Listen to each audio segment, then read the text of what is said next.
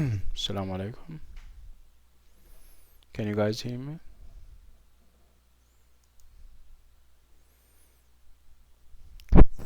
If you can hear me, please type 1.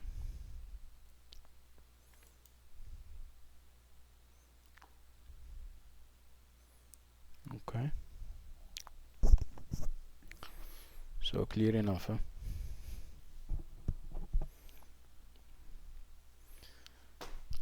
Sorry. So exhausting these days, marking and uh, anyway. So today, inshallah, we're finishing off. Let me record the class. This is class number what? Is it 14 that we're having today? Is it class 14, everyone? Hello.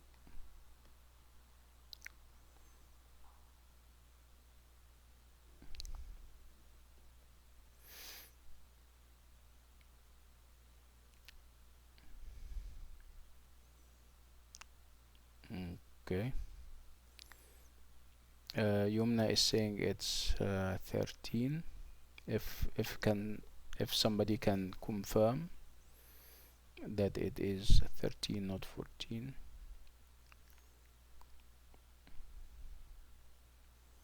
Okay. We'll take Yumna's word for it. Okay. But if it's not 13, we'll deduct 5 marks from her. How about that?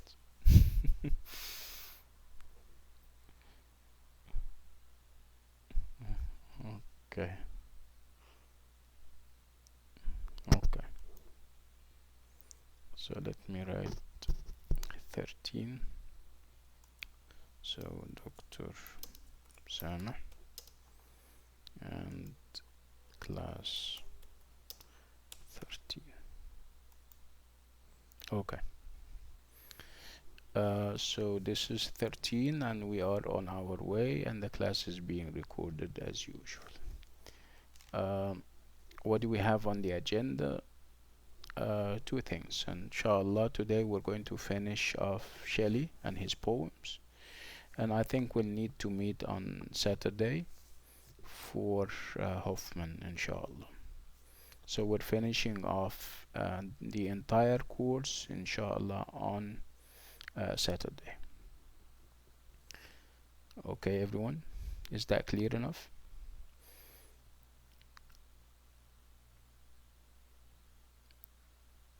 Okay. You may be also asking about your TMA. I'm working on them.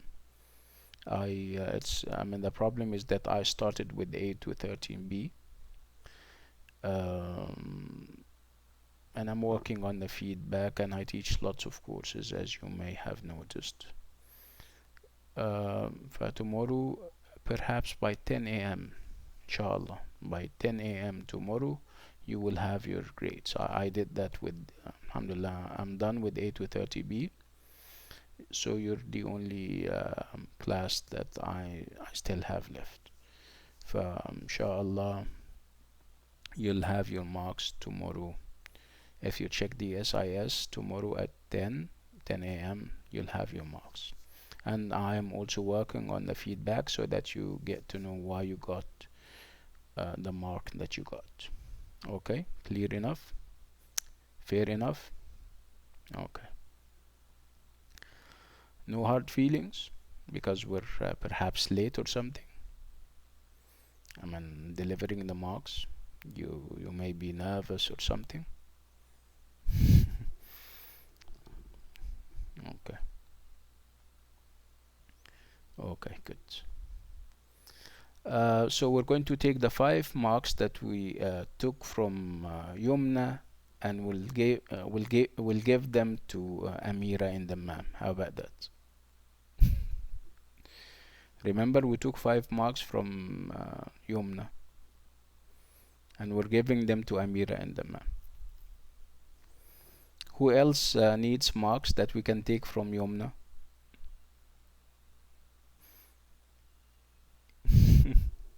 Okay.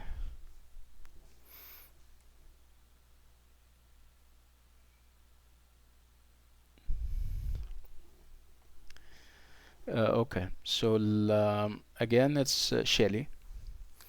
Um, I don't know. I mean, let's talk about Shelley and Wordsworth, and you guys have read both of them.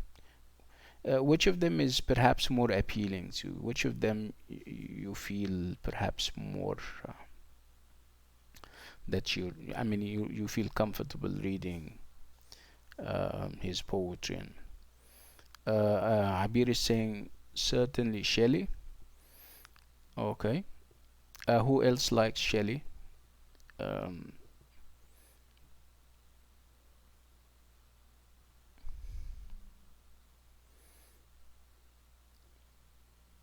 Amira also likes Shelley. Okay. So sometimes, when you ask people about what they like and they don't like, they just, I mean, like something, uh, and they don't have specific reasons why they like it or they don't like it. In our case, I think you guys need to kind of share with us why you like Shelley or why you like Wordsworth. Let's talk about it in a critical way. I mean, um, let's talk about it from the I mean, of course, the aesthetic point of view, and let's talk about it in terms of, also impressions that you got about the two and stuff like that. Don't tell me William. I get confused. The other day, somebody kept saying William, William, and I know. I mean, it's also it's always Wordsworth, not William. And I kept, I mean, searching in my head and everywhere else. Who's William? Until somebody cleared it out for us, and she said that she meant William Wordsworth. But let's keep to the family names. I mean, we're saying Shelley, we're saying Wordsworth, right? Maha likes William. I mean, William Wordsworth, and she says that he has more nature in his poems. You mean? Oh, okay, okay, okay. So some of us like Shelley, right, and some others, of course, like Wordsworth. Maha is, yeah, because Abir is saying I enjoyed Shelley's poetry more because I found it a lot more diverse, and Wordsworth is focused mostly on nature. Yeah, that's a good conclusion. I mean, people get bored if it's only one line of thought, if it's only one kind of reality, if it's all about one subject matter. Yeah, yeah, diversity is a nice thing. Variety, right? Okay. Any other reasons why people like Shelley over Wordsworth? Perhaps Amira. Amira said that she shares the sentiment with Abir. She likes Shelley too. For any specific reasons, Amira, why you like Shelley?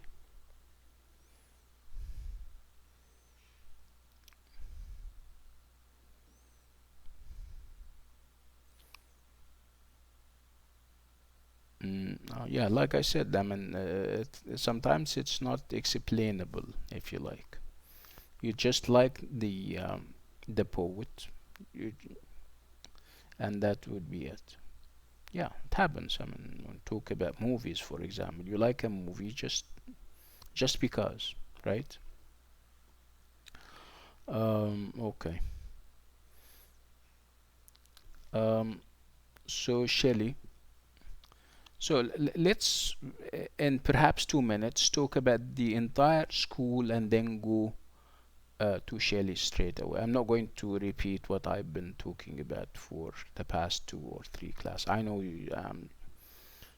I am boring and you guys get bored and everything because I keep repeating myself.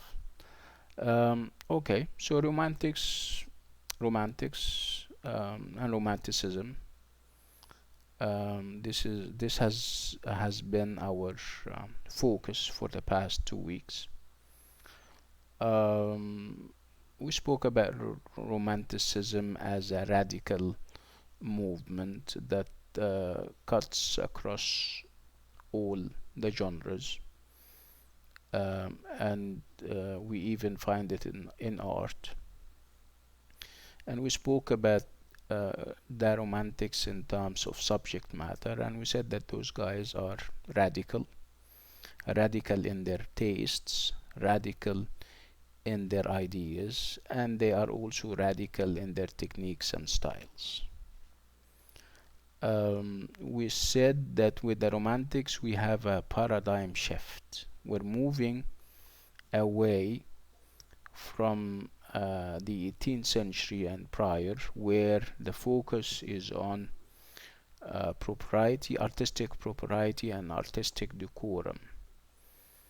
This was a period where no feelings were communicated or expressed in poems.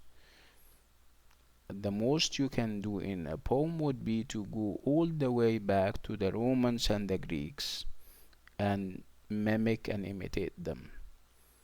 Your real achievement, your real talent would be this is how they measure your talent. They measure your talent against the imitation that you did. If you're a good imitator of classical models, you pass off as an excellent poet or an excellent literary figure. But there was no talk at all about the poet himself, what goes on inside him. There was no room for that at all. The focus is on outside nature, and the nature that they have in mind would be, copying life as is. No attempt at copying life as perhaps it should be. We always have the analogy of the poet who is holding a mirror, and he is copying reality as it is. The reality that they have and the nature that they have is the nature of the garden. Okay, it's not the nature of the countryside or the nature of jungles,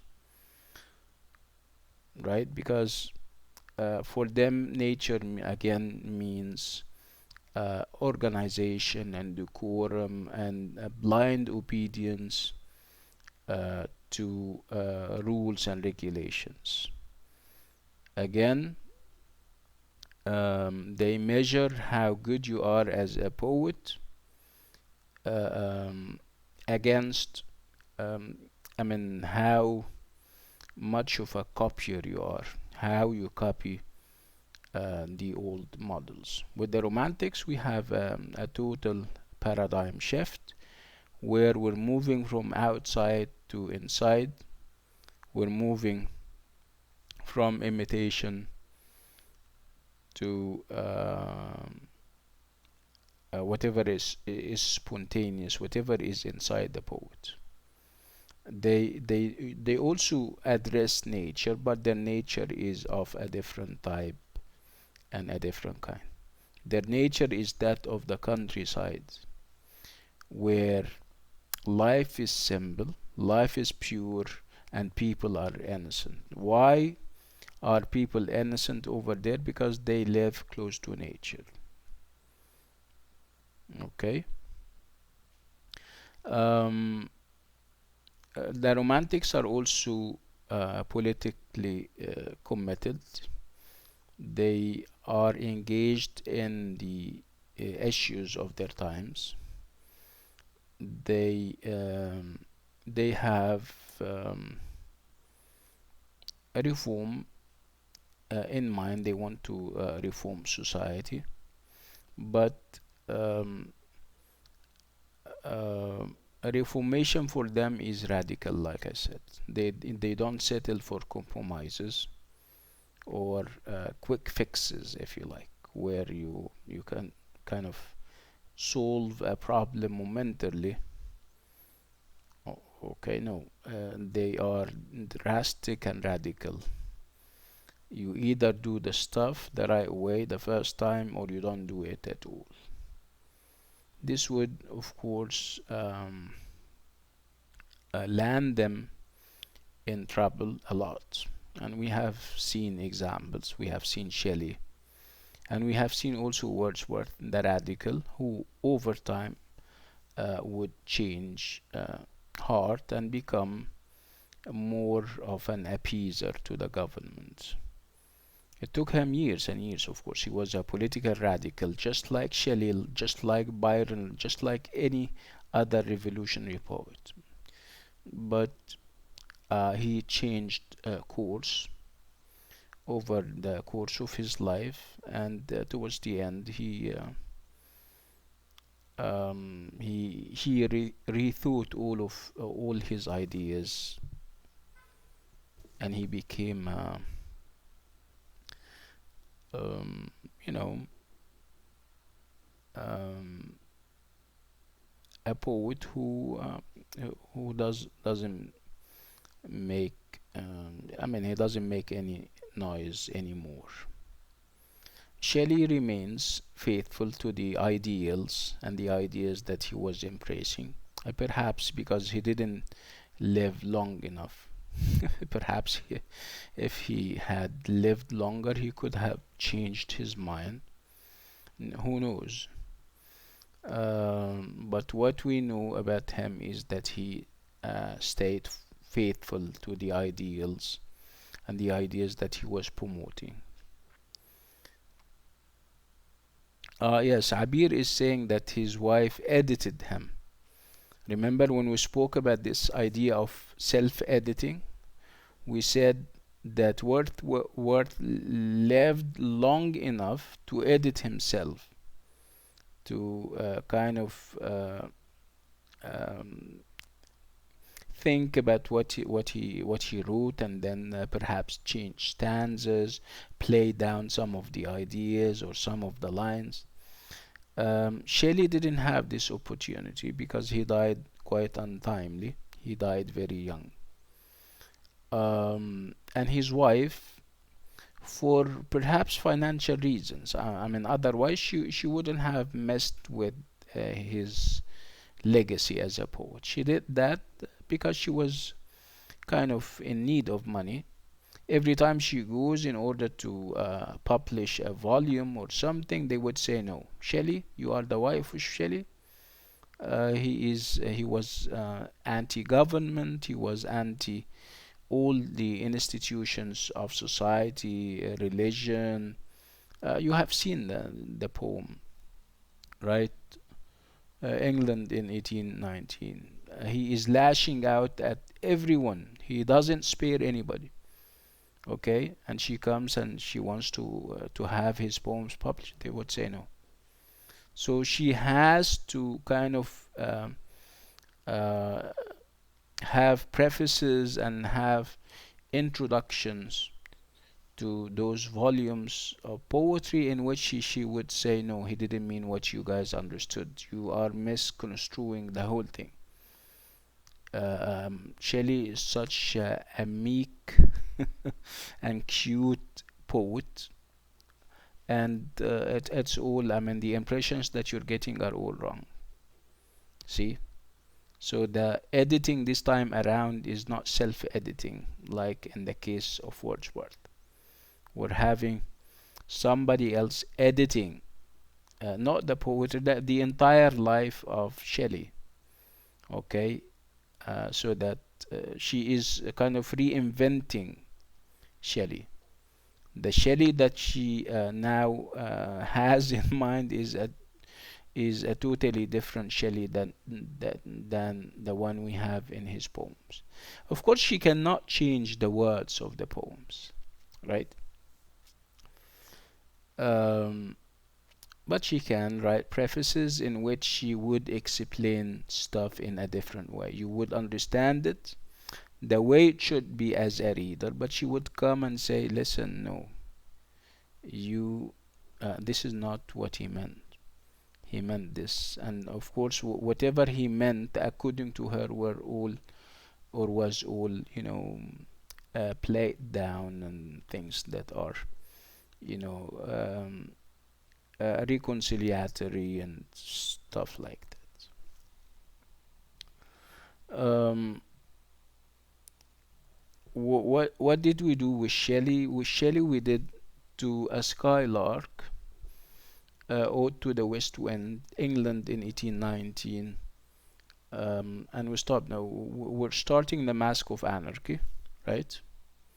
And then we'll move to the Lord Chancellor, Ozymandias, written on hearing the news of the death of Napoleon. Okay. Again, if a quick look at this gallery of poems can prove one thing, can prove that we are in for um, a versatile poet, a poet who is so diverse in his subject matter and also in his style. He even diversifies his style. Sometimes you have long poems that would verge on the epic, right? And sometimes you have sonnets, right? Poems of 14 lines. So this is all meant, by the way, whether you're writing long narrative poems or writing sonnets, these are all statements that he is making.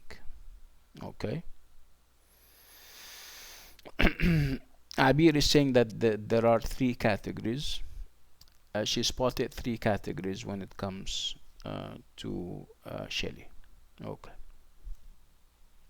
Remind me of the subject matter in the poems that we have read. By the way, the mic is yours. I mean, it's enabled, and you can always come to the mic and say, share with us those beautiful insights that uh, that you have always shared with us. So let's kind of go through them and until we reach to the to the Mask of Anarchy, right? Okay. So if you would like to come to the mic, just raise your hand so that I can enable, or I can allow you. Any volunteers? No? Yes.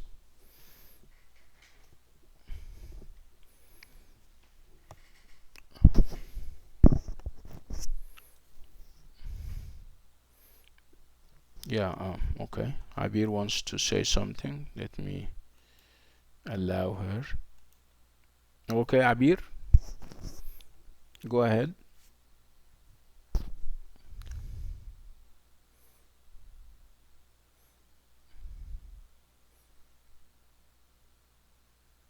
Abir, if you're talking, we cannot hear you.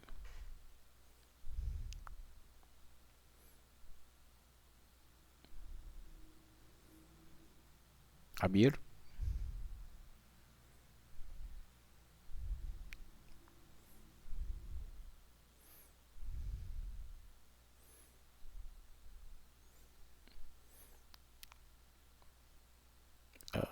Wait.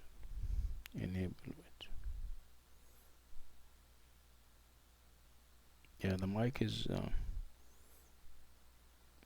Abir, you're allowed to speak. If I don't know where the problem, whether it's on your end or ours. Okay. So anybody else until Abir is ready?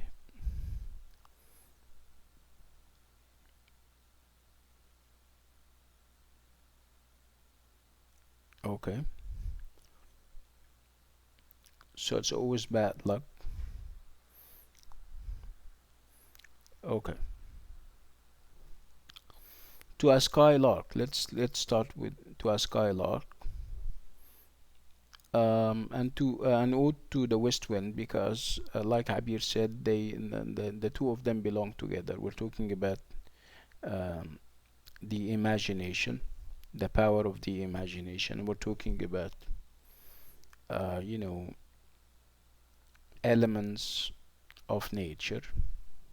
The skylark, the bird in the first one, and the west wind in the second, and how Shelley appeals to them, how he addresses them.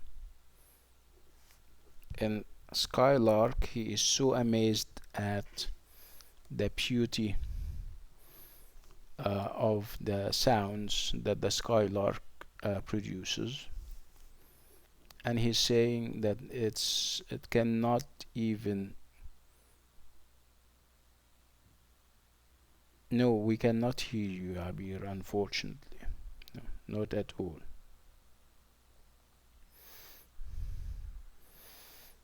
If you would like to go to kind of go out and come back, perhaps that would solve the problem. Try.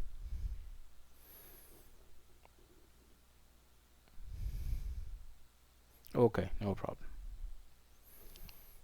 Again, the first two poems, To a Skylark and Ode to the West Wind, there is this appeal to elements of nature,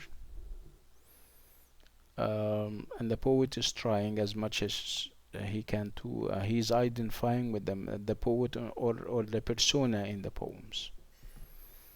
Um, Again, when you think of why he would appeal to them and perhaps try to imitate and become one with them, it would be the idea of freedom. For example, if you talk about the skylark flies.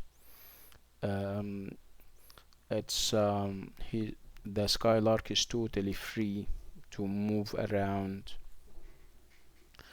The skylark is producing also very beautiful sounds, and its singing is so beautiful, and the poet wonders how he produces, how this bird produces this type of sound, and how amazing and how beautiful it is, and he starts to appeal to it, to perhaps teach him. The skylark at one point would be a teacher, and the poet and humanity in general would be the students. See?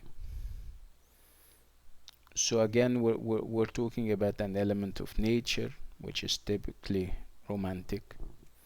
We're talking about the imagination and what goes into the imagination, which is typically romantic.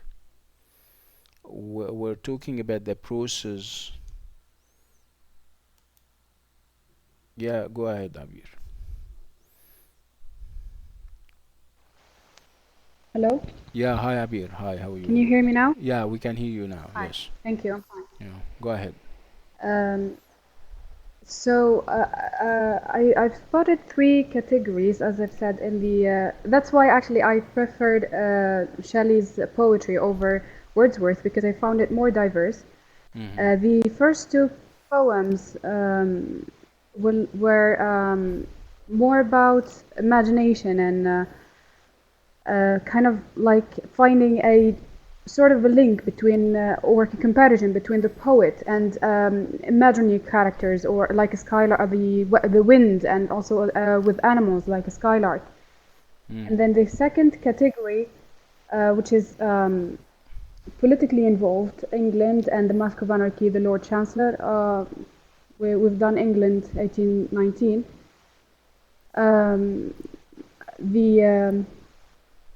The comment is here is like unlike Wordsworth. I'm just doing comparisons.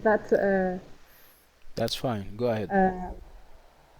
Okay. So he was assertive. He stayed true to his principles, to his thoughts. He didn't edit himself. His wife did, though. Hmm. But that's another difference between him and Wordsworth. Yeah. The last category can be historical, Ozymandias, and written on hearing the news of the death of Napoleon. Yeah. So it's all diverse and beautifully written. Yeah. I agree. Yes, it's a very good way of putting it. I mean, what one big difference would be the idea of diversity that we have in Shelley and that we miss with Wordsworth, right? Yes, yes, exactly. Can you? I mean, let's take advantage of the fact that you're on the mic or using the mic. Can you tell us a bit Mhm. about Wordsworth? Can you kind of refresh our memories about Wordsworth? Uh, his main focus was on nature, though um, he was his main focus was in nature. I didn't find. I mean, it was beautiful. It was so touching, especially the first poem, the Daffodils. Hmm. So vivid, so real, but uh, just I think it. I'm sorry to say it, but I think it's like plain of some sort. Um, in what sense? In what way? Like in comparison to Shelley, of course, but Yeah, I in mean, comparison, for example, to the old poets of the 18th century and so on. you mean I mean, you're saying that he is perhaps more light-hearted in a negative way? I mean, he's not serious. This is what you're trying to say? I think his I mean, there's some criteria, if I may say, that are lacking in Wordsworth, that we found in Shelley. For example, they are both romantics and so, but I guess it has to do with generations as well, because Yes. they both belong to different generations. I guess Yes. that's why The probably concerns, yes, the we can't concerns are bring it that way. different. Yeah, that's Yeah. correct. Yes.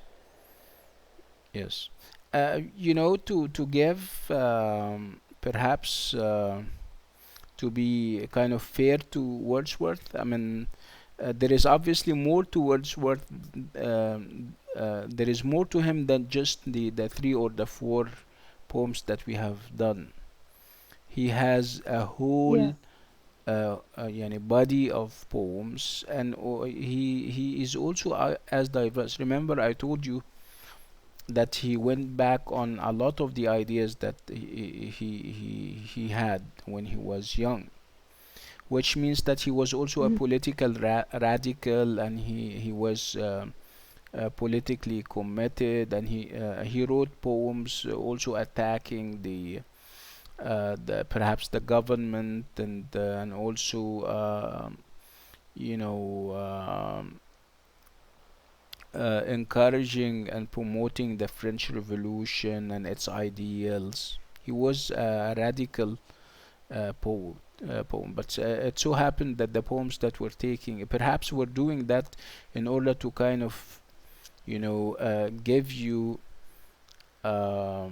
different levels of sensibility. If we talk about nature, we focus on Wordsworth. If we talk about nature and other stuff, we have Shelley. If time permits, we could have taken Keats. With Keats, you also have a totally different, persuasions, because Keats was, more mythological, more. I mean, his poetry is more, pointed to Greek models and Greek mythology. I think this was meant. This was a strategy upon the developer of the book. He wanted to show you different poets with different persuasions. Um Again, I mean, we keep saying, for example, that Wordsworth is the number one nature poet in the English language, and he is Yes. rightly so. I mean, when you look at the poems and you read them, they are so, like you said. I mean, we took the daffodils and we spoke about it, and it's so beautiful. I mean, not very long, but it's full of perhaps meanings, and it sums up um, what poetry is according to the Romantics. Yes. Okay, thank you, Abir. Thank you for your input. Thank you so much. Like I said, and like Abir was highlighting, um, with Wordsworth, the focus would be on nature, and also on what happens within the mind and the soul of the poet. The idea of self-expression that we've been talking about. Okay. And the idea of tranquility, and the idea of recollection, and those mental processes that any romantic poet engages in. With Shelley, like we said, we have a tapestry and a gallery of poems, and each one of them is perhaps about an aspect of life. Um, we have whatever is imaginative, whatever is, um, you know, also about this engagement with nature. And as you can see, whenever we talk about nature, all of them are unified in this idea that nature is the teacher, and we all learn from it, whether we're poets or lay people.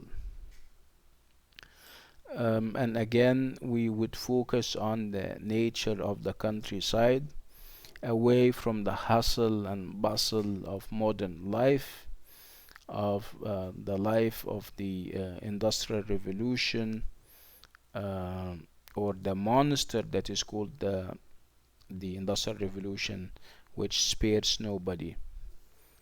Um,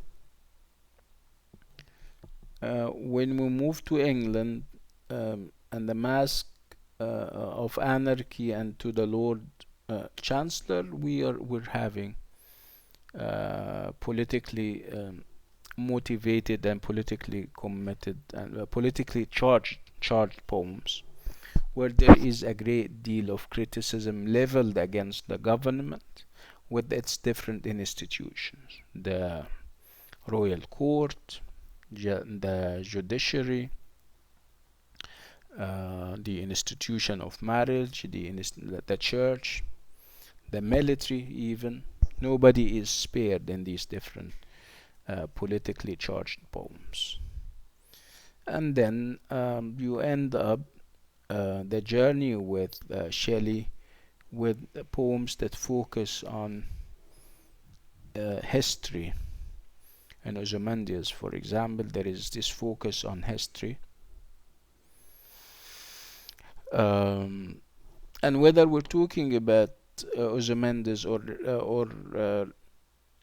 written on hearing the news of the death of Napoleon, we're talking about this idea of that life is, you know, um,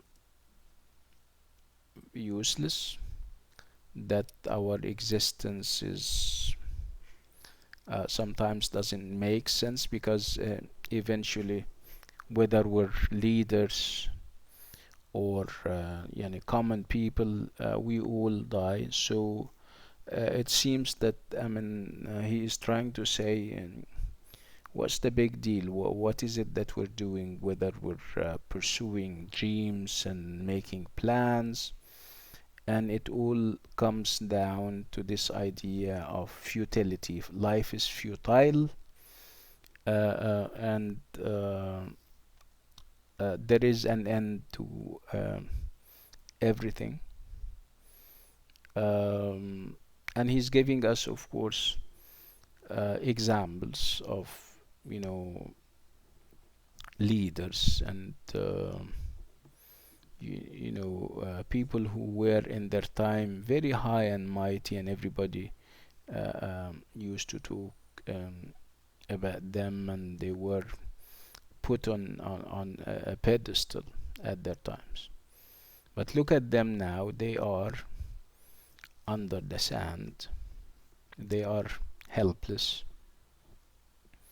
and life goes on.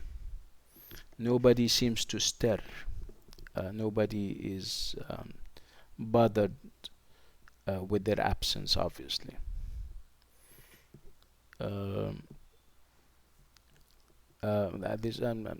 it reminds me, those ideas about the vanity of human wishes reminds me of Hamlet, if you have done Hamlet, and the epiphanies and the realizations that no, is it Ham? No, I'm sorry, it's Macbeth, not Hamlet.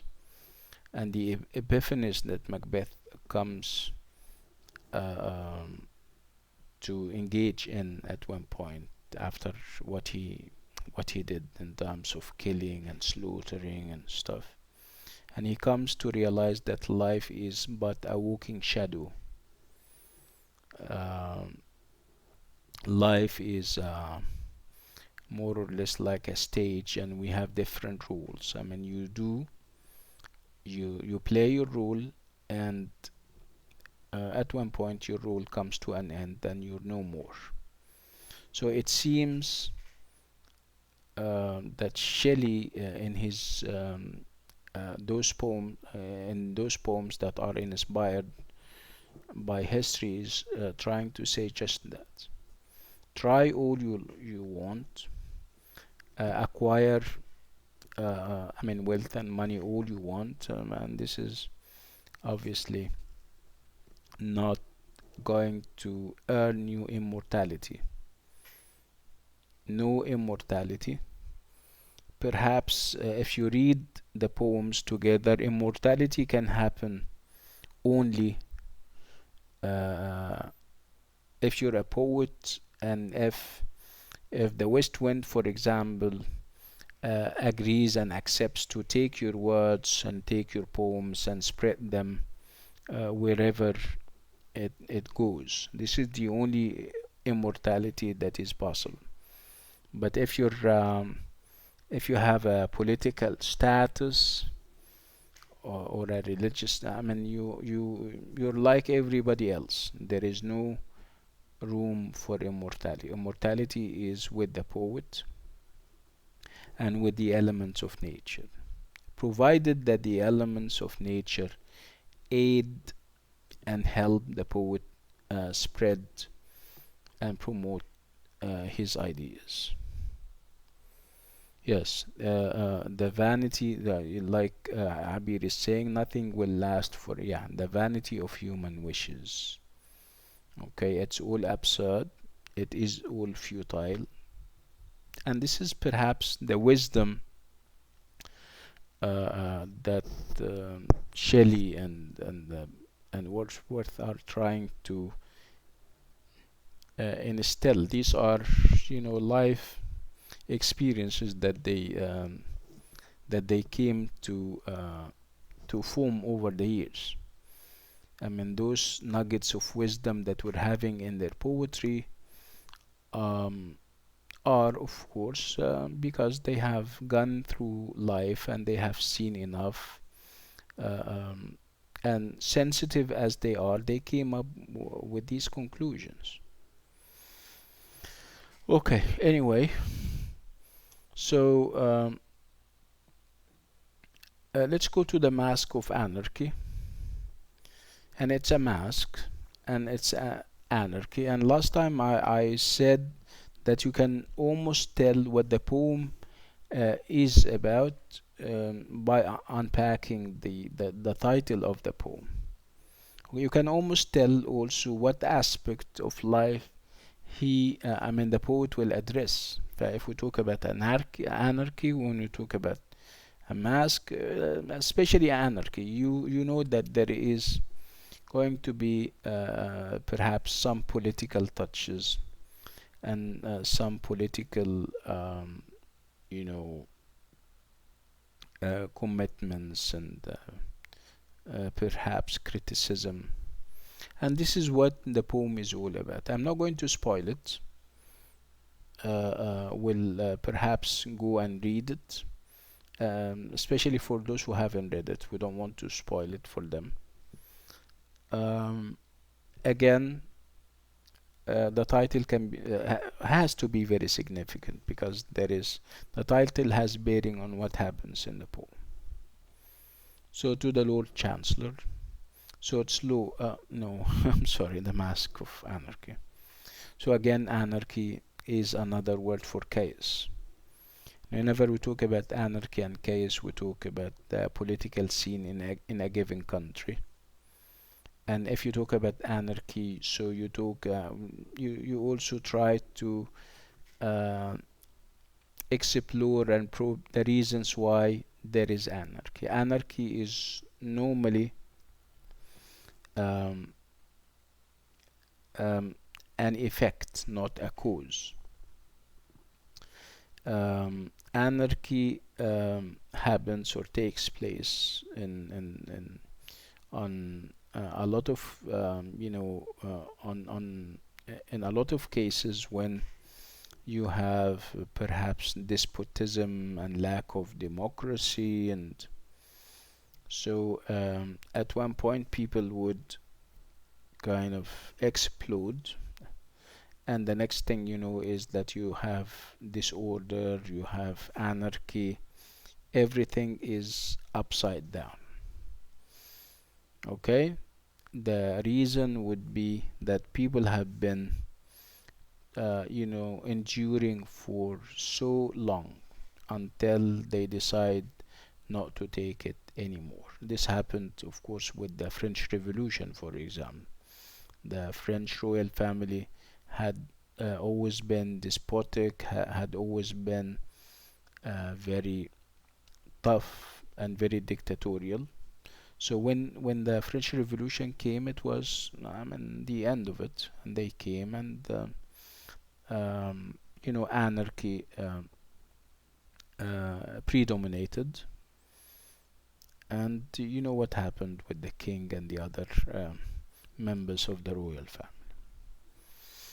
family. Again, you can almost uh, smell politics in the poem. And then you go to the poem and see, you try to kind of verify your intuitions. Your intuitions, when you first approach the poem, when you first read the title, is that there is a measure of politics to it. And then you go to the poem and read it and see for yourself. And like I always say, I mean, don't spoil uh, the literary work for yourself by going to secondary sources, of course. Okay, do I have the poem? I think I have the poem. Okay, so this is the poem. Oh.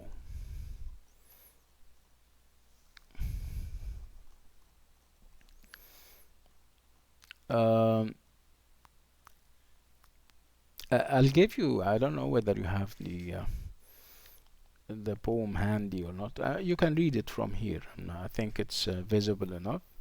I would like you to read it. I'll give you perhaps 3 minutes to go through it, and then we talk about it and then highlight, and then we agree on the conclusions that we all uh, came to in reading the poem. Can we do that? Of course, it's not a sonnet. It's a poem that is long, and perhaps there is a bit of narrative to it. Let's read it, and we're going to read it all together. You read it on your own, and I'll read it, and then we start um, talking about it. So you guys have 3 minutes.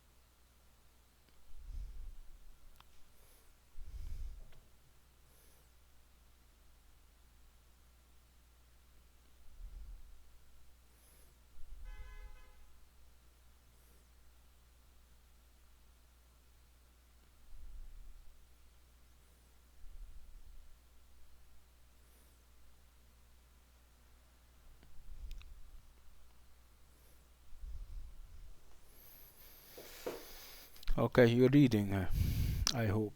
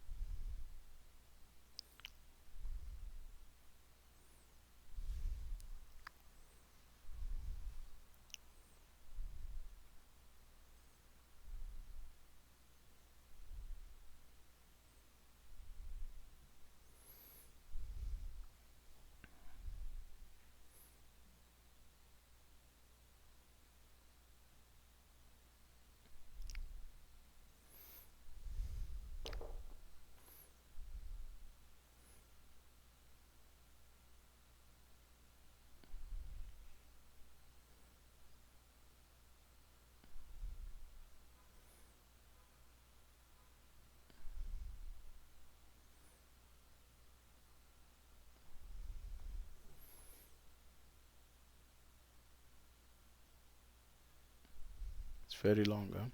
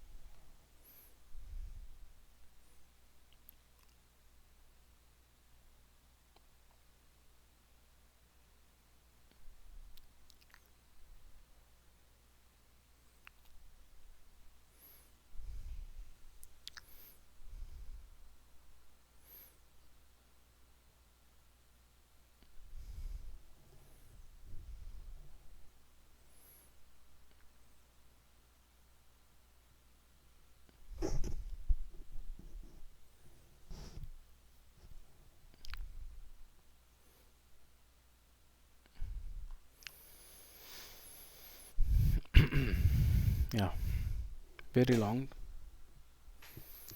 Okay, so um,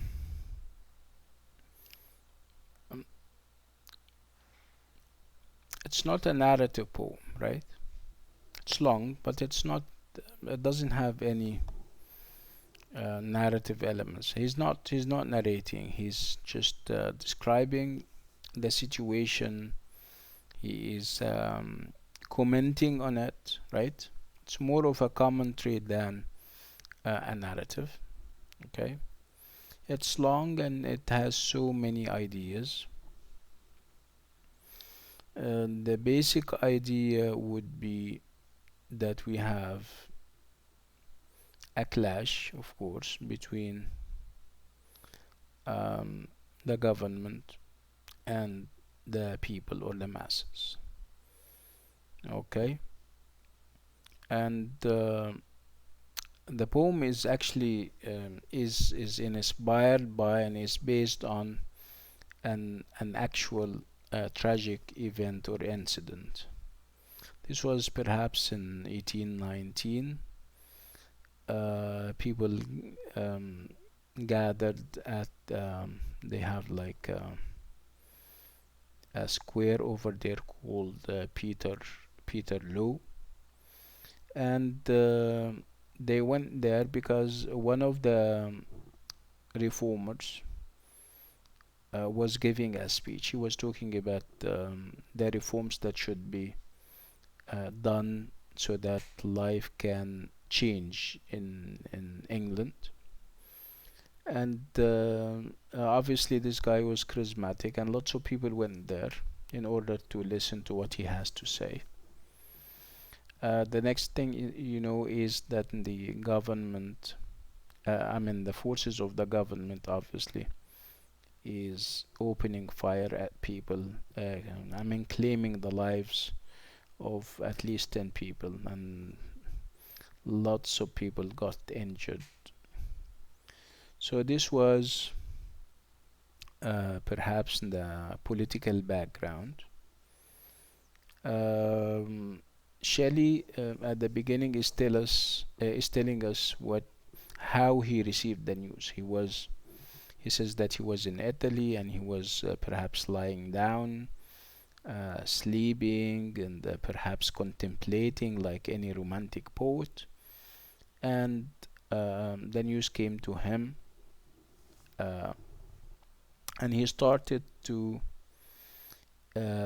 kind of imagine the whole start to picture the whole scenario in his mind's eye, in his imagination, and he would look at what happened. I mean, he would even give human features to a lot of the things, like the anarchy. I mean, anarchy here is given as a character that moves around and lashes at people, along with the other aspects. Um, Again, he would talk about the different institutions and how corrupt those institutions are. At one point, he would call on people to kind of unite, and try to get rid of their chains, and try to make a difference. Um, what else did you get? And it's a long poem, and every time you think that you have held it, it just slips away from between your fingers, perhaps. So, what do you think of the poem? What did you understand? It's a long poem, I know. And poetry is, you don't just read poem the way you read any other non-poetry, because there is more to poetry than the casual reading that we do with other discourses, of course.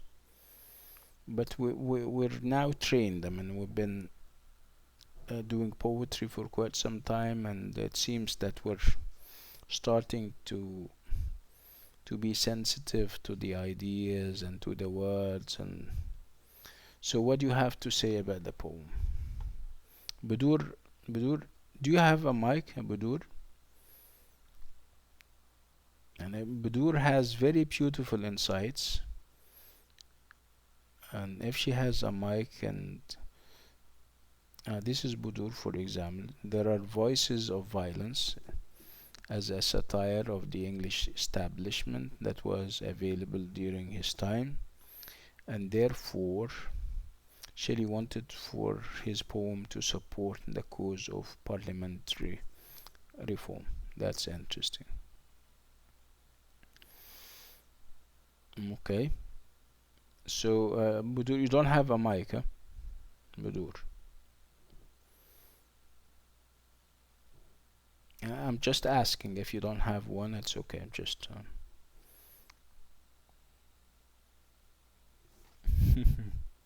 it's okay. It's okay. Okay. Okay. Thank you, Budur. Okay. Let's. Reem. Did you read the poem, ya Reem? Reem, the ma'am.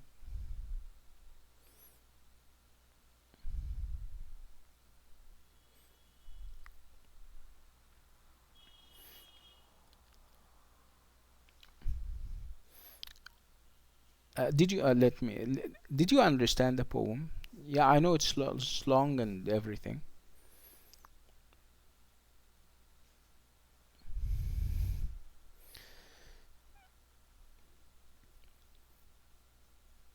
I didn't feel it difficult or something. I mean, it's very straightforward if you ask me. The style is,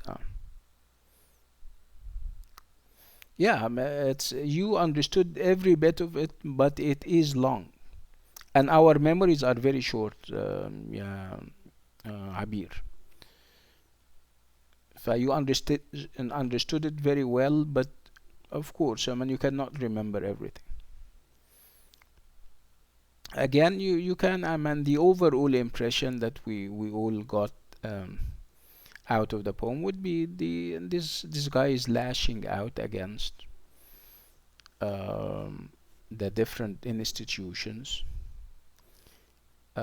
for obvious reasons, and he has, and this is based on an occasion that everybody knows about. I mean, what happened in this Peterloo square, and the amount of blood that was shed.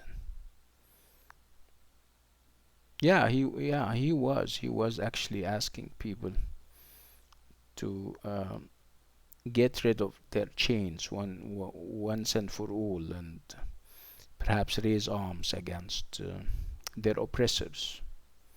And this is very radical, you know. Um,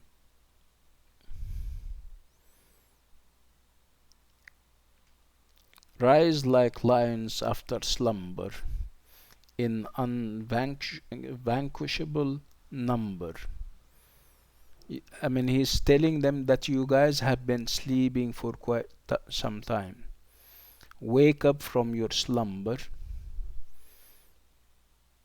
and if you all wake up from your slumber, from sleep, your numbers is going to be unvanquishable. Nobody will vanquish or defeat you because you're going to be so big. It is as if he is saying that I wouldn't be enough. I mean, if I kind of revolt, and five other people, or perhaps 10 or even 100, we wouldn't do anything. But if we talk about multitudes, if we talk about uh, perhaps thousands, you can make a difference. Shake your chains to earth like dew which in sleep had fallen on you. I mean, you've been sleeping for quite some time. Yeah, are many, they are. See, this is the conclusion. Always remember that you are many and they are a few. It's only that you don't want to wake up from your slumber. Just remember that you are big in number and you can make all the difference. You know, he reminds me of Marx. Marx, I think, used to be operating at the time when Marx was talking to workers, and he was telling them that you have nothing to lose but your own chains. If you rise up and if you stand up against those who are oppressing you, the only thing that you're going to lose would be your chains. See, it seems to be inspired by ideals and ideas from Marx. Remember, Marx was also very radical.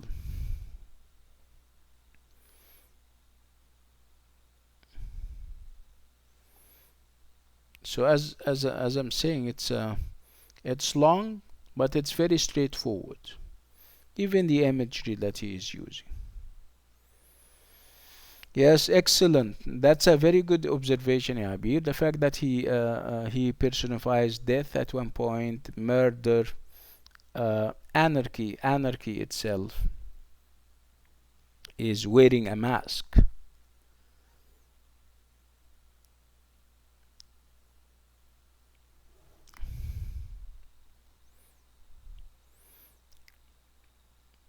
You know, it gives you the impression that you're having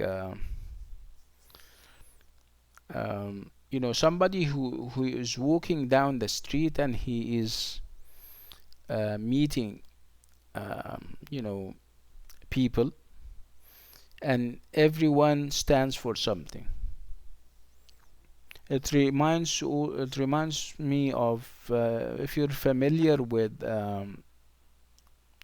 a novel by the name of Pilgrim's Progress by John Bunyan. It's also about that, where you have Christian, the main character, is moving around and he's meeting ideals and and qualities, and those qualities and ideas are given names. I mean, they are embodied in the shape of human beings. So you would have mercy as a character, you would have gluttony as a character, and he goes around and deals with them. And some of those um, people who represent qualities, negative or positive, try to kind of attract him to their side until he reaches the celestial city, which is obviously the city of God when he reaches, when he goes to heaven and stuff. It's similar. I mean, you would think of this poem as an allegory, and I would like you to check this word up, the word allegory. This is a poetic allegory where you have a whole story. You have you have ideas that move around as if they are human beings or characters, and some of them are bad and some of them are good. And of course, out of the dealings, you get the moral lesson, obviously. The moral lesson here would be that people have to rise up and stand up against their oppressors.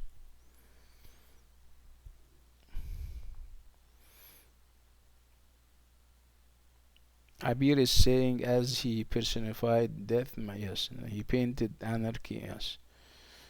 He said anarchy rode on a white horse and is in fact God, King, and Law. Um, yeah, let me tell you what he means by that. Yani, as far as I understand, because this seems to be a refrain that gets repeated. It is as if he is trying to say that we need to revisit those concepts because they ceased to function. Those ideals, the ideal of, this is him by the way, not me, the ideal or the concept of God, the concept of king, the concept of law, because they don't function perhaps the way they used to do in the past. Perhaps we need to give them a fresh look and reconsider the rules and what they do and what they don't. It's a revolution, and this revolution is a sweeping revolution, is a radical revolution that would kind of challenge old concepts. What are these old concepts? The concept of God, the concept of king, and the concept of law. Because uh, obviously um, those concepts are or the people who are kind of practicing them or using them are not using them in a proper way.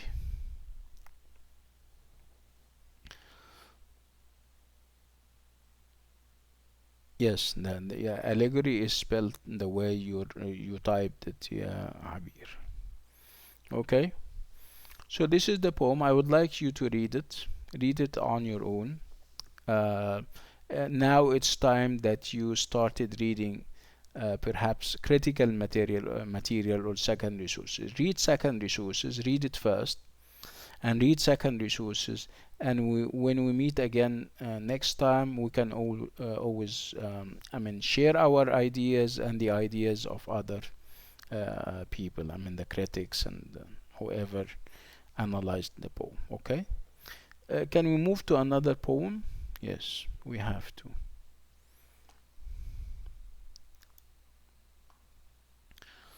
Okay, so this is the Mask of Anarchy. We're moving to the Lord Chancellor. I think I have it too. Yeah, this is okay.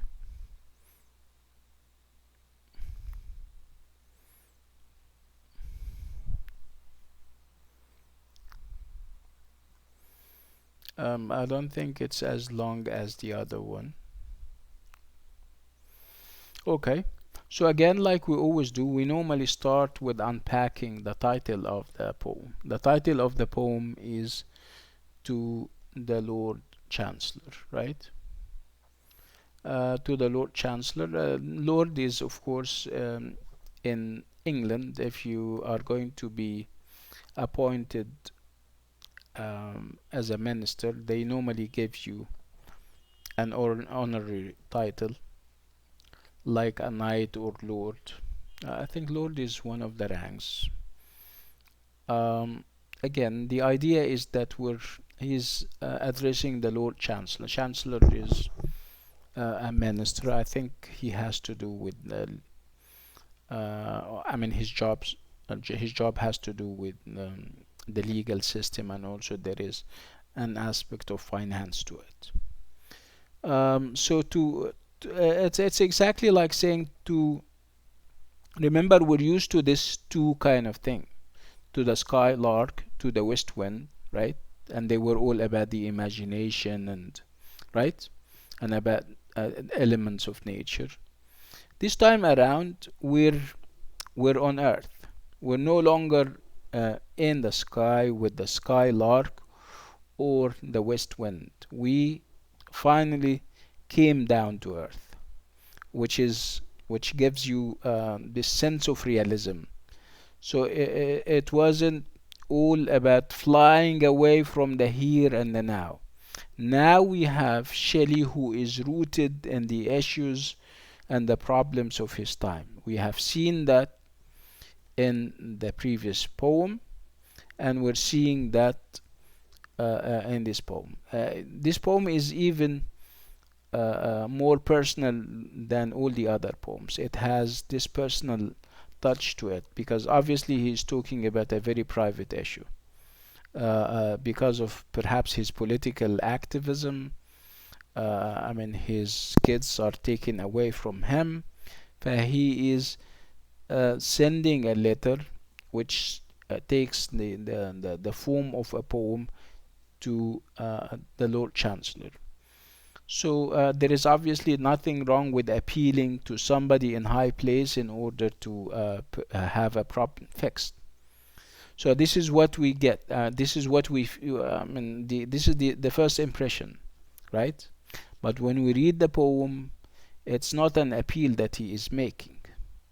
He is actually lashing out against the Lord Chancellor. He is cursing him. He's obviously challenging uh, um, the Chancellor, and he's, like I said, is saying very bad stuff about him. Again, this is political activism at its best. Again, we don't have that. We haven't seen that with Wordsworth. Okay, so who read the poem? If you have read the poem, just type 4, perhaps. Okay, so it's Abir. Who else? Budur, have you read the poem?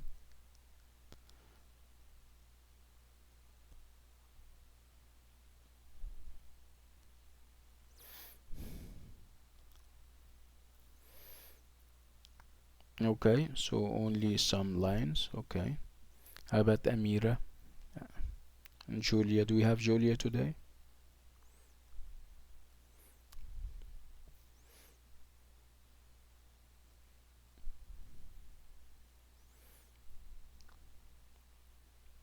Okay. So what did you understand, Amira? Tell us about the poem. Whether you think it's easy, the style and the language are easy or not. Is it accessible or not? Can you tell us something about the poem, Amira?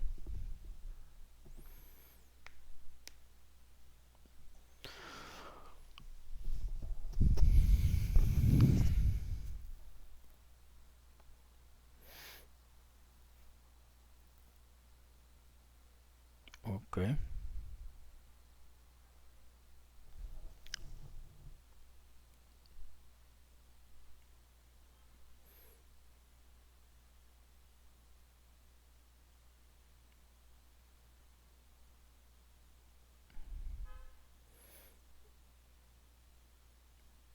Okay, no problem.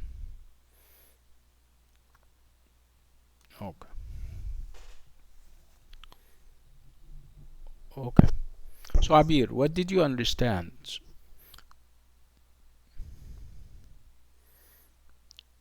Or Amira? Amira is typing something. That's okay. Amira, Abir, everybody. Okay, no problem.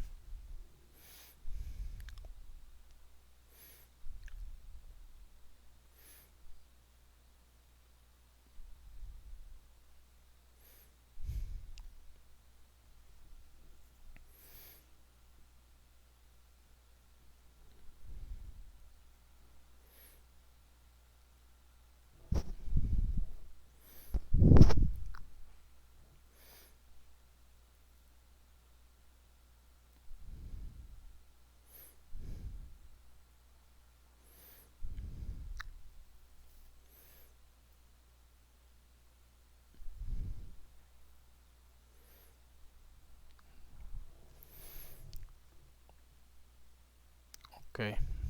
Are you typing um,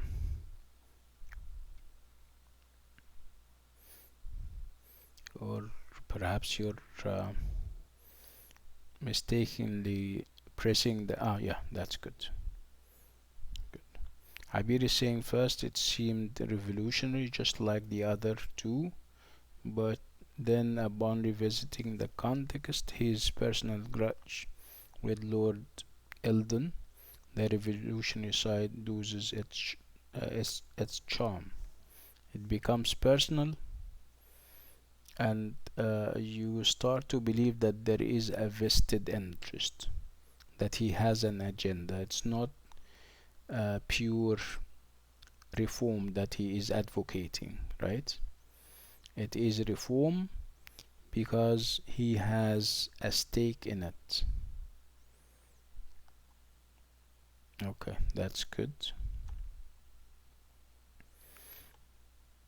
Yeah, Amira has been typing for the past half hour, but nothing comes out. And I've been waiting for her. I think she's mistakenly pressing the keyboard. Okay, okay. So we'll talk until we get to know whether this is a mistake and she's miss. Ah, okay. That's okay. It's okay. So the keyboard is acting up, unfortunately. Okay.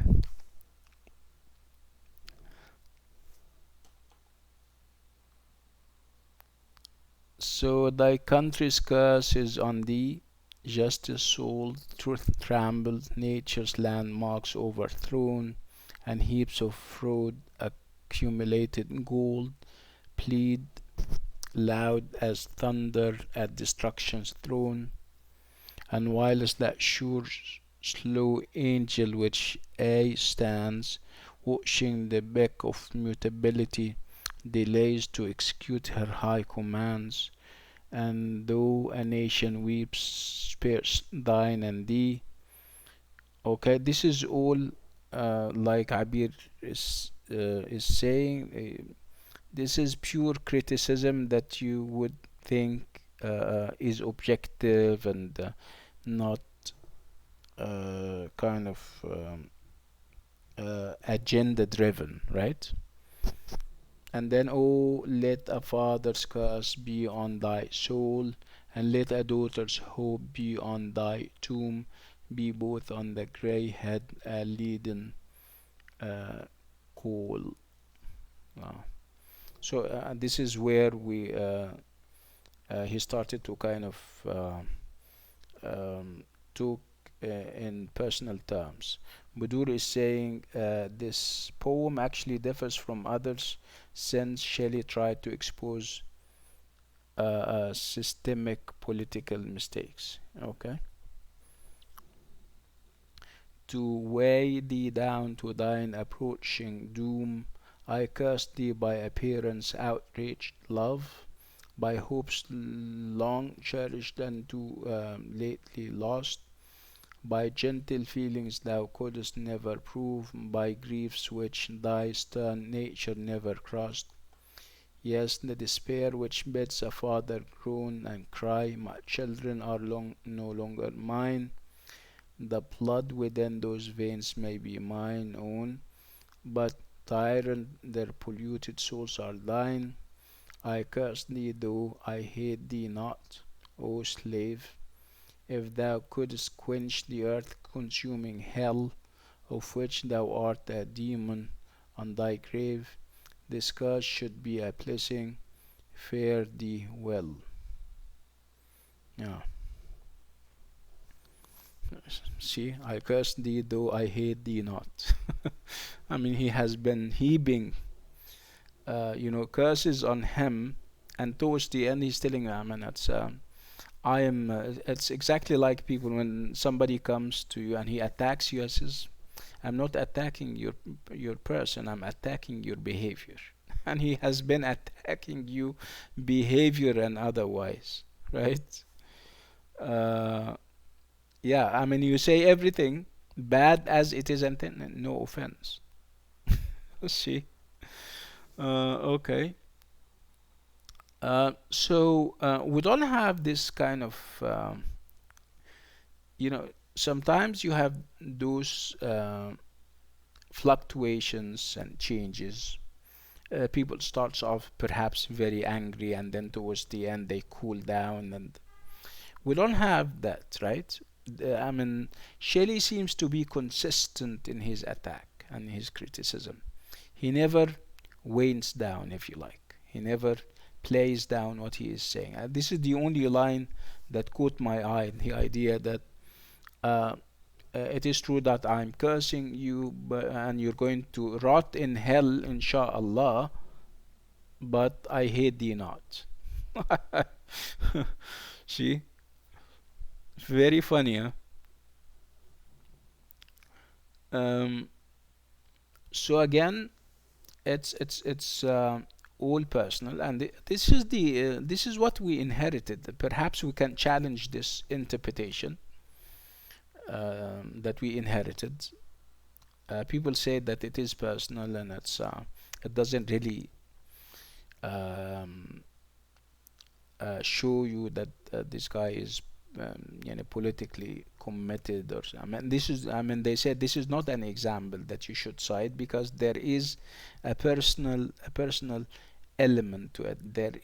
Here Shelley is promoting a personal agenda. He is advancing his own interests, which I don't quite agree. I mean, if I have a problem, if I am a poet and I have a problem, a personal problem, and I am universalizing the idea, does it mean that it's bad or it's not political? It is political. I mean, the poet is a man living among men. He feels what they feel, and he goes across the issues and the problems that they also encounter.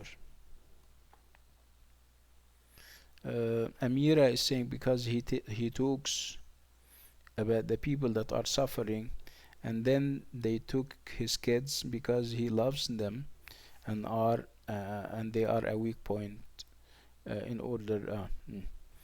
I mean, you mean they were trying to exercise pressure on him by taking his kids away. Um, I don't know the scenario because, like I told you, I don't normally subscribe to ready-made criticism, if you like. I have to read the thing, uh, and then perhaps I can kind of enhance the experience, the poetic experience that I go through reading the poem by critical analysis. But this is yeah, it's normally much later, and I also welcome. I mean, I've been teaching this poem and others for quite some time, for years, but I let myself forget about it, so that when I read it for a new class, I don't get affected by whatever I read my own interpretations and the interpretations of other. And I approach the poem tabula rasa, like they say. Tabula rasa means like having a white sheet of paper. I have done it before. I taught the course so many times. But like I said, I put myself in a mood where I totally forget everything, so that I can approach it with fresh eyes, and I don't get affected by whatever discussions I had with people about it, by whatever critical material about it. But I would like you to do just like that. When you approach the same poem, where you may read it perhaps next year or the year after, try to empty your mind of all the previous interpretations, and the different uh, um, discussions that you may have with people about it. In this way, it never loses its appeal. You read it as if you're reading it for the first time.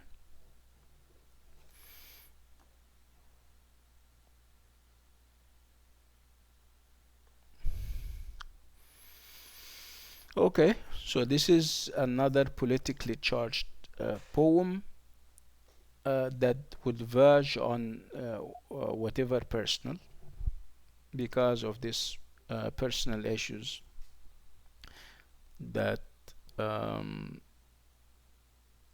that everybody says it addresses or it has. Again, it doesn't make it any less. Like I said, and the poet is like any human being. He has issues and concerns, and he should communicate them. And perhaps by communicating them and universalizing them and talking about, corruption and all these kinds of things, people can kind of relate to this kind of endeavor. Okay. So again, you guys are given the opportunity to perhaps read it, and then we can talk about it next time. And then we go to the two historical, or the two history inspired poems.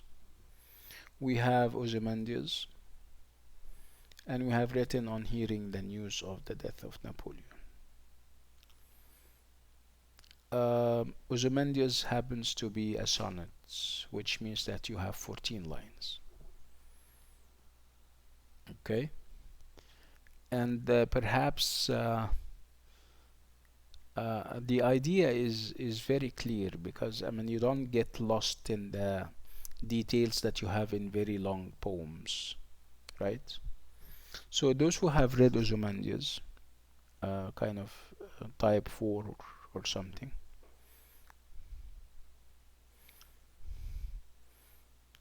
Okay, so who else? So it's Abir that we're having. Who else? Budur read it. Nice.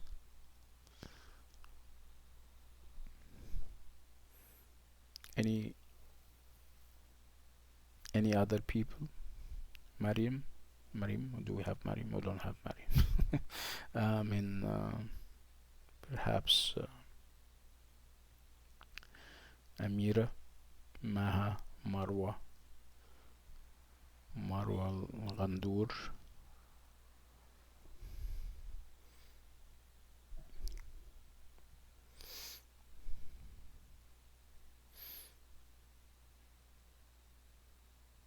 Okay, good. Okay, it's okay, Amira. Okay. It's short. We're going to read it together because we can afford reading it together, because it's not long. It's only a sonnet.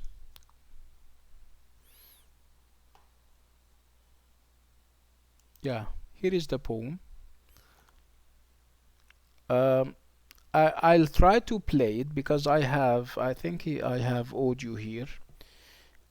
I'll try to play it. You may not hear it very kind of clearly, but when you go to the video, you will hear it very clearly. Let's take advantage of the fact that it is also recited and see. And in the meantime, I would like you to read it. Look at the screen and read it.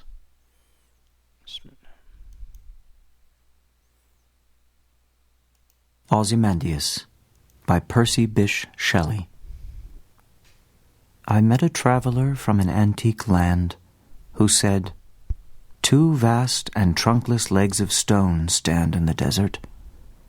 Near them on the sand, half sunk, a shattered visage lies, whose frown and wrinkled lip and sneer of cold command tell that its sculptor well those passions read which yet survive, stamped on these lifeless things, the hand that mocked them, and the heart that fed. And on the pedestal these words appear, My name is Ozymandias, King of Kings. Look on my works, ye mighty, and despair. Nothing beside remains. Round the decay of that colossal wreck, boundless and bare, the lone and level sands stretch far away." Could you hear that? Were you able to hear that? Okay.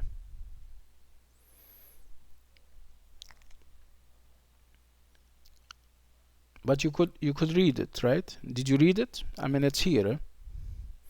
Yeah, you'll have it, Budur, when we kind of edit the video. You'll have it very clear, inshallah. Um, yes. Okay.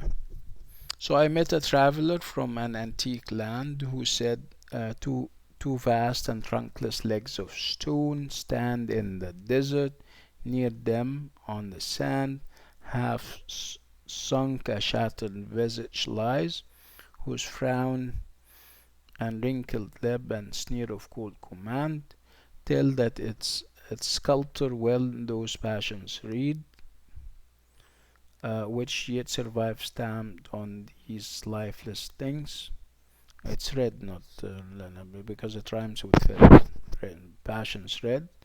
The hand that mocked them and the heart that fed, and on the pedestal these words appear, My name is Ozymandias, King of Kings. Look on my works, ye mighty, and despair. Yeah, I mean, those works are mighty, obviously. And when you look at them and see how mighty they are, you go and despair. Why? Because nothing beside remains. Round the decay of that colossal wreck, boundless and bare, the lone and level stands stretched far away. This is I don't know. This is one of the most interesting. I'm trying to look for the right words, and it's so beautiful. I don't know whether you share this feeling with me or not. It's so beautiful. It's so capsulized. It sums up the whole thing. This is what, like we said, this is what life is all about. Nothing. Okay. So, what do you think of the poem? Did you like it as much?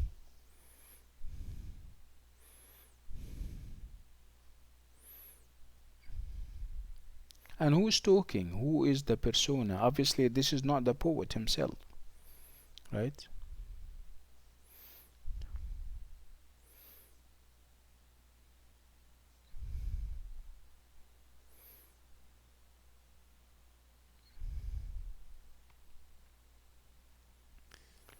You guys, everyone, you guys have the poem. You don't have an excuse. I'm talking to those who don't participate. Why not?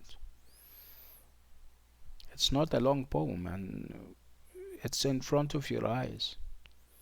Why don't you talk? I mean, Maha and Marwa and everybody else. I'm talking about the impressions that you came out with. Did you like the poem? Did you feel how intense it is?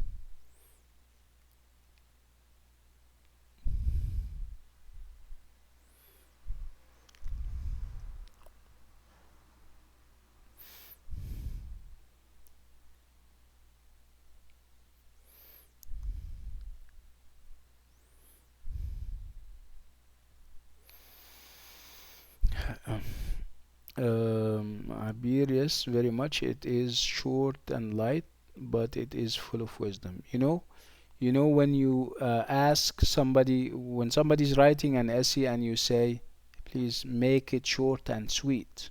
This is a very short and sweet poem. It sums it all up in a very,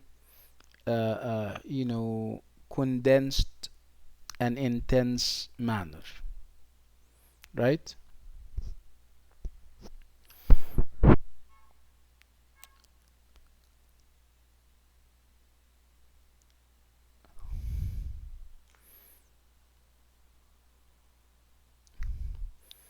Budur is saying, is it Budur? Yes.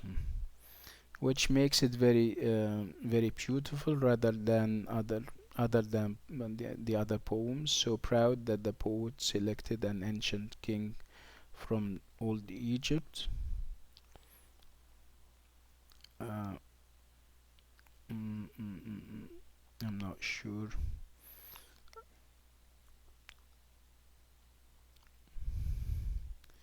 To display it in a very amazing way. Okay.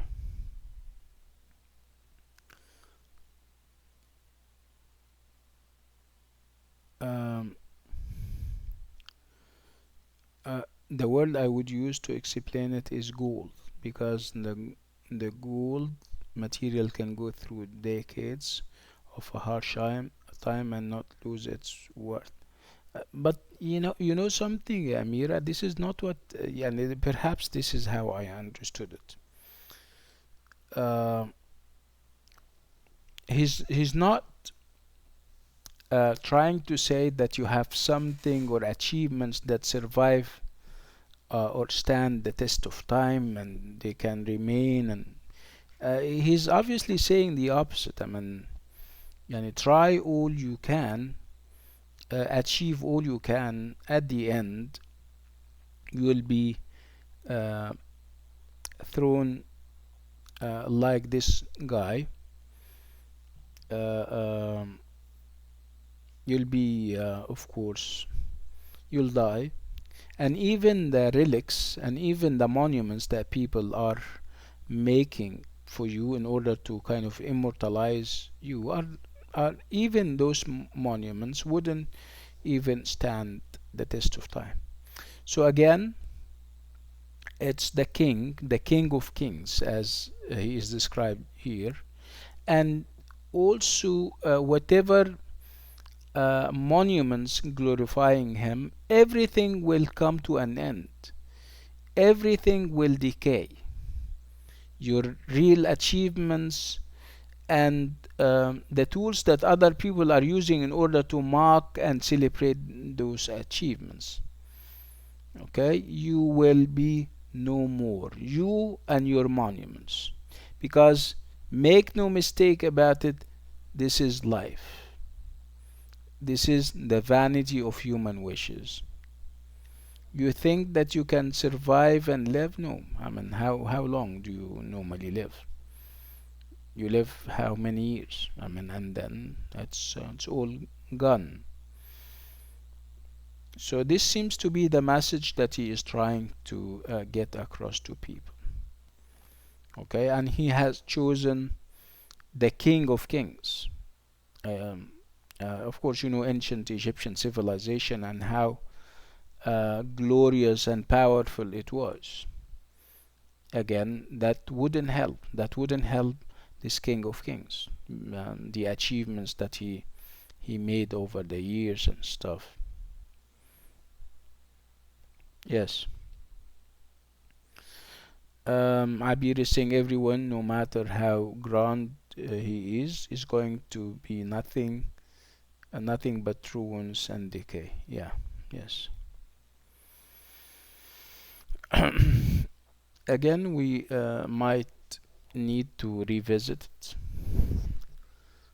read it on your own, and try to we're focusing on the themes. I would like us to perhaps focus more on the intrinsic qualities and features of a poem. This is actually what makes a poem a poem. It's not the theme. The theme can be expressed in any genre, right? What is normally unique about a genre is the structure and the style, and how the words and the structure, how all of them contribute towards giving you the message that the writer is communicating to you. So it's not really, when it comes to poetry, it's not really the theme that the theme, of course, is important, but the theme is an effect, not a cause. The cause would be the different stylistic devices that the writer may be employing and deploying, so that he can arrive at the conclusion that you arrived at in terms of ideas. We should, our approach shouldn't be all thematic. Remember, when we started talking about poetry, we said that there are two approaches.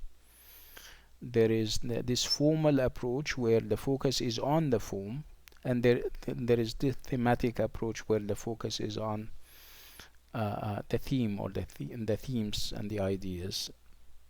And it would be good if you can combine the two, provided that you start with the formal aspects of the poem, and then you make the transition to the ideas, and see how the form and its different aspects contributed towards making the impression that you got as a reader. Okay, and then we have the last poem, lines written on hearing the news of the death of Napoleon. Abir is saying Shelley's presence in here was not quite central. Yeah, he was not obsessed with himself. Yes, yeah, that's true.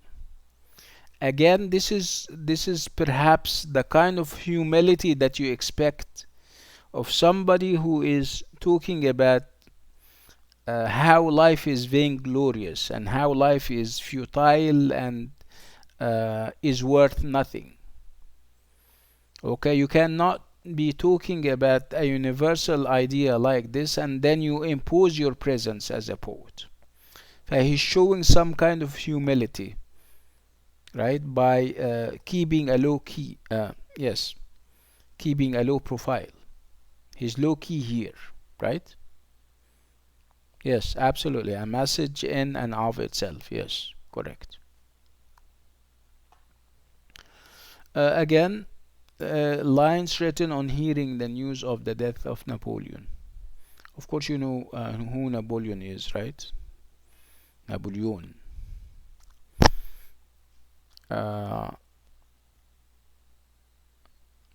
Again, Napoleon, we're talking about the other side of the channel, if it's a channel.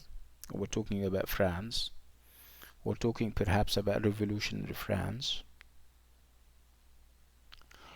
And of course, you need to know that there were clashes between England and France. England was kind of shutting its doors against the waves of change coming from the other side of the channel. They managed to kind of stop those revolutionary attempts. Again, but they couldn't prevent intellectuals and poets and writers to talk about the revolution, and perhaps invite people to have a revolution of their own, like the French. So most likely he is talking about Napoleon in favorable terms. This is perhaps not negative, right? And again, Napoleon is the high and mighty, military leader and political leader. So this is again politics. This is again history. I wouldn't call it history because um, Napoleon was a contemporary. Okay.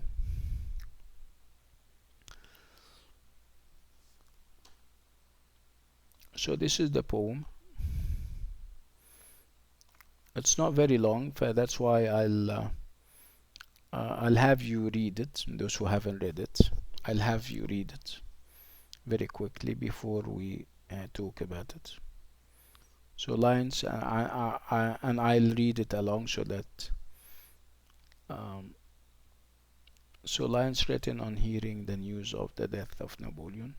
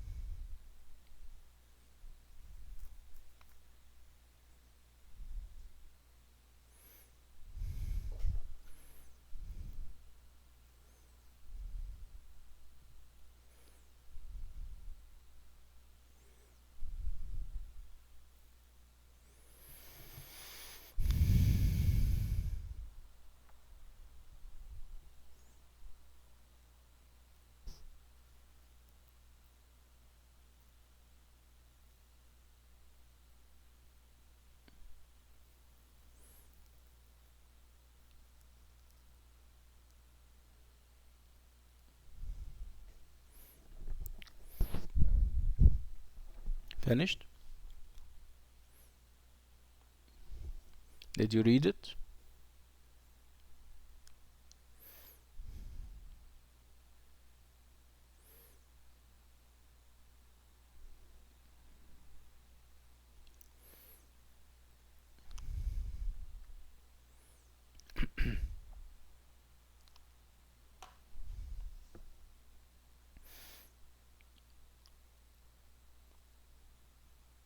Okay. So what did you understand? So what's happening? We have this conversation between Earth or Mother Earth and the persona of the poem, right?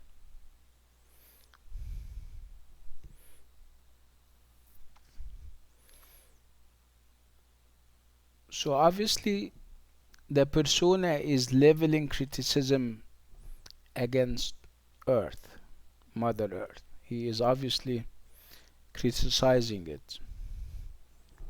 Why is that?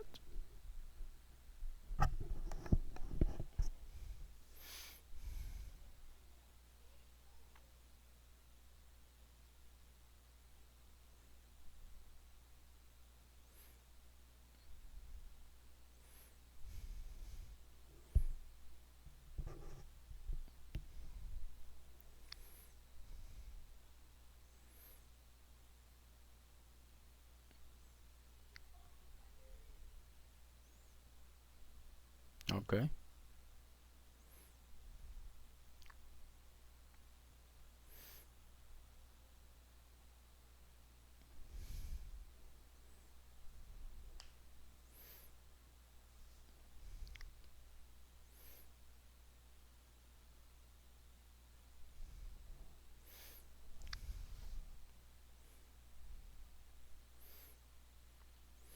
Amir is saying he feels as if he still has a long way to go and other greater things to achieve.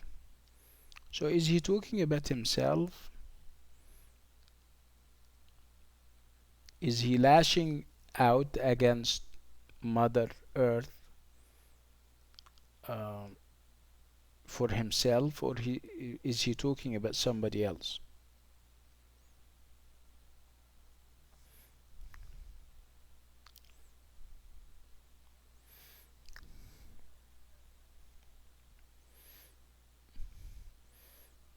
Okay, so according to Abir, the earth is not showing the sympathy he would like it to show upon the death of a great mortal. Yeah, okay.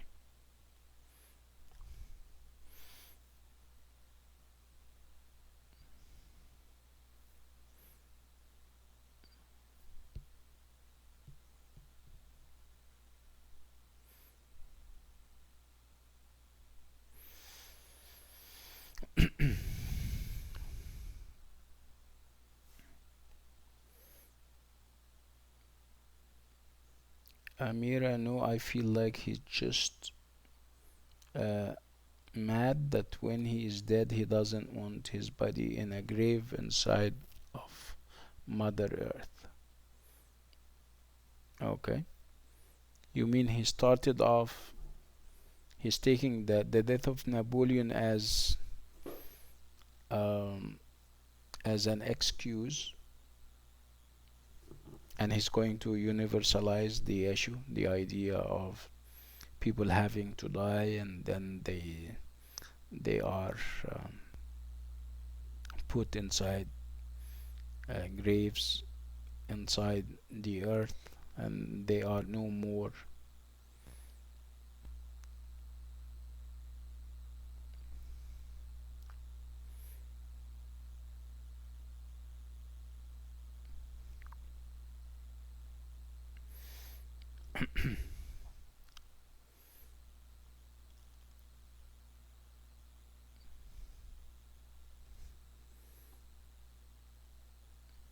Budur is saying challenging earth at the beginning of the poem is to know whether the world is going to survive without Napoleon, as Napoleon is a central figure in this universe.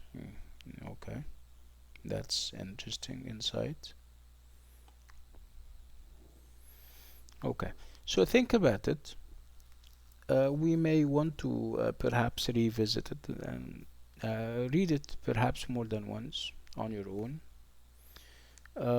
Next time when we meet, inshallah, we can have like half an hour discussing and sharing perhaps insights, and then we move to The Sandman by Hoffman.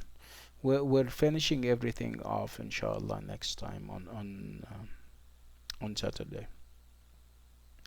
So should we make it 4 o'clock on Saturday? 4 o'clock better than 6 o'clock. What do you think? Okay, more convenient, huh? Okay, so it's 4 o'clock on Saturday, inshallah. Again, as I promised, inshallah, if you check your SIS tomorrow, you will have your mark. Okay. Type on this note, and with this item, we come to the end of today's class. And until I meet you on Saturday, I wish you all the best, inshallah.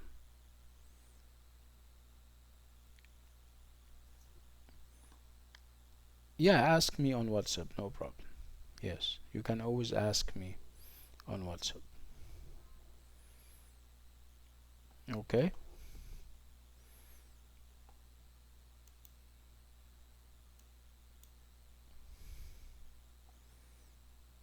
Assalamu alaikum, everybody. You are.